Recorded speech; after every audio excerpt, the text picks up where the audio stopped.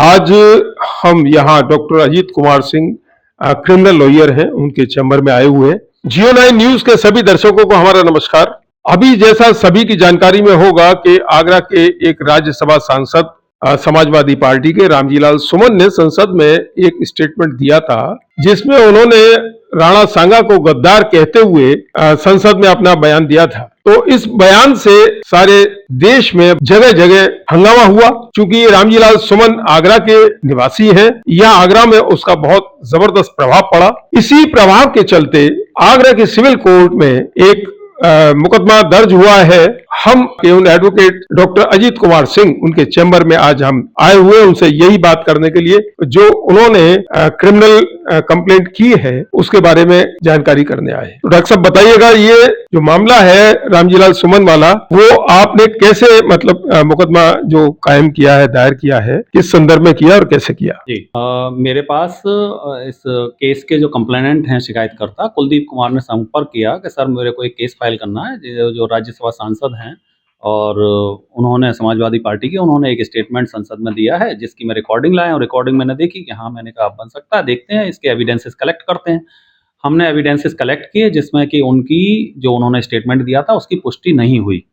उन एविडेंसेस के बेसिस पर हमने केस तैयार किया और तैयार करने के बाद उनके द्वारा जो स्टेटमेंट 21 मार्च 2025 को दिया गया था, 3 अप्रैल 2025 को हमने माननीय न्यायालय में एक क्रिमिनल कंप्लेंट फाइल किया, जिसमें विपक्षी रामजीलाल सुमन जी को बनाया गया है।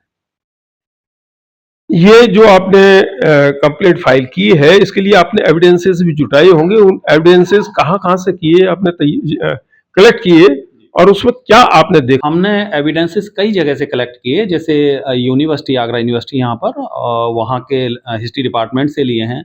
काफ़ी हिस्टोरियंस हैं पुराने, उनसे भी हमने चर्चा की और चर्चा के क्रम में हमें कुछ जो कलेक्शन मिला, उनमें बहुत सारी चीज़ें ऐसी मिली कि जिनसे उनकी जो स्टेटमेंट है उसकी पुष्टि बिल्कुल नहीं हो रही थी और वो बिल्कुल विरोध में थे। इसी क्रम में मैं बता दूं कि पहला एविडेंस कि बाबर स्वयं उज़्बेकों से हार रहा था मध्य एशिया में, उज़्बेकों से हारते हुए फरगना पहुंचा, फरगना में भी अपने विरोधियों से हारा। इसमें मैं इंटरप्ट करूंगा जी, जी, थोड़ा सा। जी। जैसा रामजीलाल सुमन ने अपने स्टेटमेंट में कहा था कि बाबरनामा में ये लिखा हुआ है कि राणा सांगा ने उनको इब्राहिम लोदी को हराने के लिए बाबर को बुलाया था। जी, तो इस संदर्भ में बताइएगा कि ऐतिहासिक क्या साक्ष्य आपके पास? मैं बिल्कुल पूरी सीक्वेंस से बता रहा हूँ आपको कि वो जब फरगना में भी अपने विरोधियों से हार रहा था, तो उसके पास एकमात्र स्थान हिंदुस्तान बचा जहां के वो स्टेब्लिश होना चाहता था, स्थापित होना चाहता था।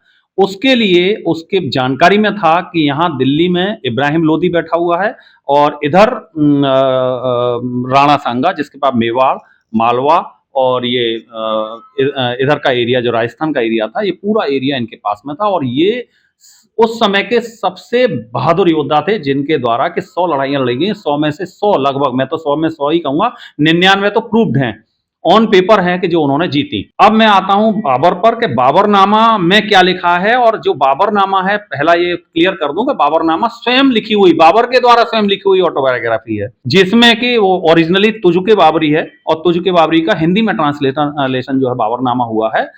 उसी सीक्वेंस में अगर हाँ, तो सबसे पहले बाबर ने इब्राहिम लोदी को हराने के लिए स्वयं राणा सांगा से हेल्प मांगी और हेल्प का उल्लेख हमारे द्वारा, हिस्टोरियंस हैं, जीएन शर्मा हैं और बीपी ओझा हैं, उनके द्वारा अपने सलातीने, एक बुक है सलातीने, तारीख सलातीने अफगाना, इस बुक में उन्होंने मेंशन किया है कि इब्राहिम लोदी को हराने के लिए बाबर ने राणा सांगा की हेल्प मांगी। इनकी अपनी बुक में उन्होंने मेंशन किया है। दूसरा एविडेंस बता दूं कि पानीपत का पहला युद्ध हुआ जिसमें कि इब्राहिम लोदी हारा और बाबर जीता। बाबर को यहां लाने में इब्राहिम लोदी के जो सेनापति थे दौलत खान, उनका बहुत बड़ा रोल था कि वो इब्राहिम लोदी से अपने बेटे के अपमान का बदला लेना चाहता था। उसने स्वयं दूत भेजा था कि मुझे इब्राहिम लोदी को हराना है और आप दिल्ली में एस्टेब्लिश हो जाइए, मुझे उससे बदला लेना है अपना। तो उसकी हेल्प से बाबर यहां लड़ा और लड़ने के दौरान उसने उसको हराया। हराने के दौरान में जो बाबरनामा, जो डेली की डे टू डे लिखी जाती थी, उसके 463 नंबर पेज पर पानीपत के युद्ध का उल्लेख है, परंतु राणा सांगा का कहीं उल्लेख नहीं है। ऑटोबायोग्राफी रूटीन में लिखने वाली चीज है, न कि आप जब उल्लेख कर रहे हैं तो 529 नंबर पेज पर कर रहे हैं, जब यहाँ खतौली का युद्ध हो रहा है, खानुआ के युद्ध से पहले आप कर रहे हैं केवल भ्रमित करने के लिए राजपूतों को, और अपने मुस्लिम जो सम्राट थे या राजा थे उनको एकत्रित करने के लिए, एकजुट करने के लिए। उनके द्वारा यह कहा गया कि यह जिहाद के रूप में है, क्योंकि पहला युद्ध बाबर हार गया था राणा सांगा से, और हारने के बाद उसने सबको एकजुट किया और इनमें विघटन करने के लिए राजपूतों में उसने ये चाल चली, और 529 नंबर पेज पर उसने ये लिखा कि भाई मुझे तो यहां पर राणा सांगा ने बुलाया था। ये राजपूतों को भ्रमित करने के लिए ऐसा उन्होंने किया। जी, सिर्फ भ्रमित करने के लिए, उनको अलग अलग करने के लिए, जिससे कि राणा सांगा से अलग हो जाए कि भाई तुमने तो बुलाया ही है उसको, केवल इसको अलग करने के लिए। तीसरा एविडेंस के मतलब आप ये देखिए कि 463 नंबर पेज पर पानीपत का युद्ध हो रहा है, जहां जिसके खिलाफ बुला रहे थे आप, वहां आप मेंशन नहीं कर रहे हैं अपने बाबरनामा में, और यहां आकर 529 नंबर पेज पर यहां मेंशन कर रहे हैं। दूसरा एविडेंस। तीसरा एविडेंस तो सबसे बड़ा एविडेंस है, बाबर खुद कहता है या रामजी लाल सुमन जी कह रहे हैं, इब्राहिम लोधी को हराने के लिए राणा सांगा ने हेल्प मांगी बाबर की, जबकि राणा सांगा स्वयं 2 बार 1517 और 1518 की युद्ध में, दोनों में 5 घंटे में युद्ध समाप्त कर दिया, इब्राहिम लोधी को हरा चुके थे। जब ऐसे व्यक्ति को जिसको हरा चुके हैं 2 बार, उसकी हेल्प के लिए बाबर को क्यों बुलाएंगे? उन्होंने कोई ऐसा स्टेटमेंट, किसी तरह का दूत, किसी तरह का मैसेंजर नहीं भेजा जिससे कि ये प्रूव हो कि किसी भी तरह का उन्होंने इसकी हेल्प के लिए बुलाया या इसकी हेल्प मांगी। अच्छा, ये अभी आपने जो कंप्लेंट फाइल की है, ये किस तारीख को की है और आगे कौन सी तारीख पड़ी है?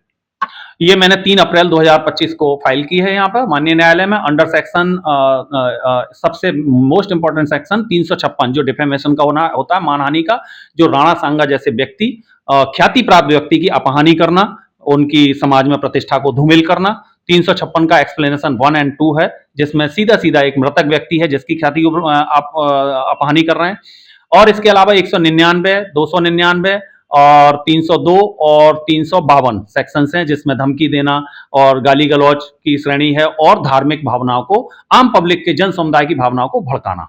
और आगे कौन सी तारीख पड़ी है इसकी हियरिंग के लिए? 10 अप्रैल की माननीय न्यायालय में अग्रिम सुनवाई के लिए तारीख नियत की गई है। क्या संभावना देखते हैं आप इस केस में?